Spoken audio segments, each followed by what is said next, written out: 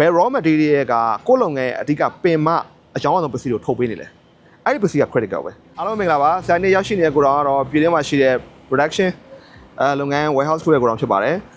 ပြည်တွင်းမှာကိုတော်နေမှာပစ္စည်းတွေသိမ်းကြတဲ့အခါမှာ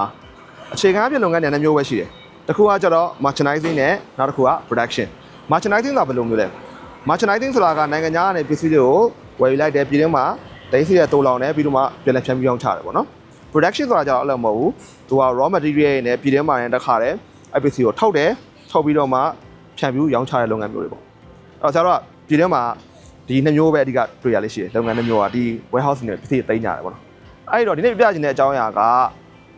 raw material တွေသင်းခုတွေသိမ်းတဲ့ဒီ production ကိုတော်တွေမှာဘယ်လိုမျိုး inventory တွေအလေးထားရမလဲနော်အဲ့တော့ raw material နဲ့စပြောအောင်အယူဆုံး raw material ကိုအတော့ဆရာတို့က RM လို့ခေါ်တယ်နော် RM တွေကဒီ production အတွက်အဓိကအသက်ပဲ production schedule ဆွဲတဲ့အခါမှာ raw material ဘယ်လောက်ကျန်လဲနော်အဲ့ raw material က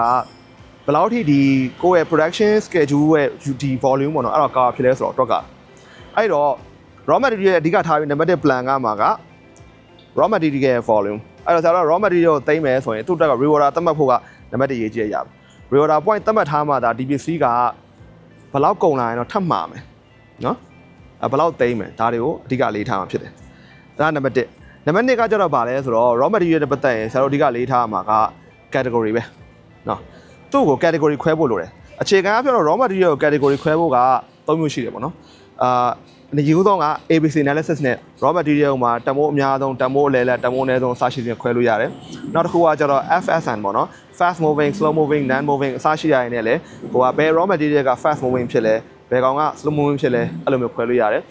နောက်တစ်ခုကကျတော့ဆရာတို့ကသူ့ရဲ့ critical non critical ခွဲရဘယ် raw material ကကိုလုံငယ်အဓိကပင်မအကြောင်းအဆုံးပစ္စည်းကိုထုတ်ပေးနေလေ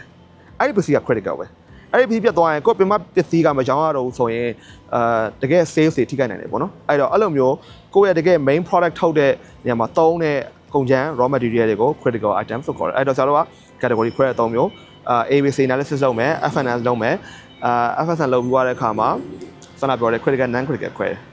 အဲ့ခွဲတာပြီးသွားပြီလားပြီးသေးဘူးဘာလို့မလဲဆိုတော့ raw material အတွက် storage condition လို့ရနောက်တစ်ချက်က storage condition ဆိုတာဘယ်လိုဟာမျိုးလဲဆိုတော့ဒီပစ္စည်းတွေကိုသတ်မှတ်ထားတဲ့အပူချိန်တွင်းမှာမထိခိုက်အောင်သိမ်းဖို့เนาะနောက်တစ်ခုကကြတော့ဆရာတို့ first and first plan က raw material တွေမှာချို့ပစ္စည်းတွေကအရင် expire ဖြစ်လာတဲ့ပစ္စည်းတွေပါเนาะဒါပေမဲ့ပစ္စည်းတိုင်းဒီပါဒီသူ့ရဲ့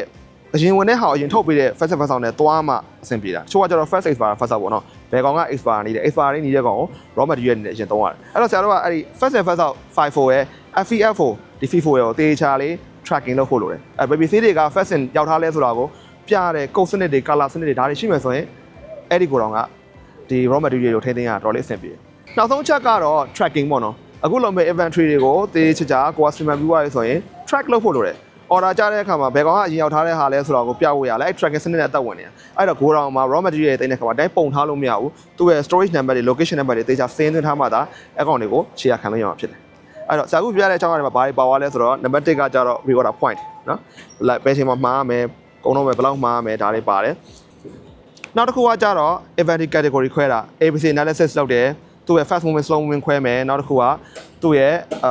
critical non critical ခွဲတဲ့ဟာတွေပေါ့နော်တက်မြောက်ကကြတော့ဆရာတို့က storage condition ဒီ storage condition ကိုကိုယ့်ရဲ့ raw material နဲ့ကိုက်ညီလို့ဖြစ်အောင်ထားမယ်လေးခုမြောက်ကကြတော့ဆရာတို့က first and first လုပ်မယ်